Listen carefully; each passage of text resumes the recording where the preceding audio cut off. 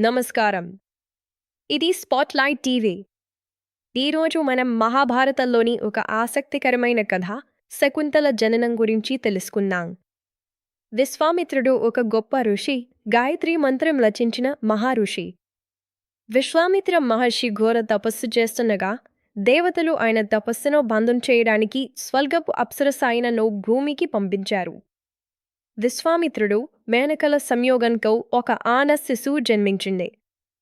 ఆ శిశువే తరువాత ప్రసిద్ధి చెందిన శకుంతల. జననం తరువాత మేనక స్వర్గానికి వెళ్ళిపోయింది. విశ్వామిత్రుడు కూడా తిరిగి తన తపస్సులో నిమగ్నమయ్యాడు. నదీ తీరంలో ఆ చిన్న శిశువును శకుంత పక్షులు కాపాడుతూ ఉండేవి. అప్పుడు అక్కడికి వచ్చిన కణ్వ మహర్షి ఆ శిశువును చూసి తన ఆశ్రమానికి తీసుకెళ్లి ప్రేమగా పెంచాడు. పక్షులు కాపాడిన కారణంగా ఆమెకు శకుంతల అనే పేరు వచ్చింది. మరిన్ని మహాభారత కథలు, విశేషాల కోసం స్పాట్‌లైట్ టీవీను సబ్స్క్రైబ్ చేయండి. లైక్, షేర్ చేయండి.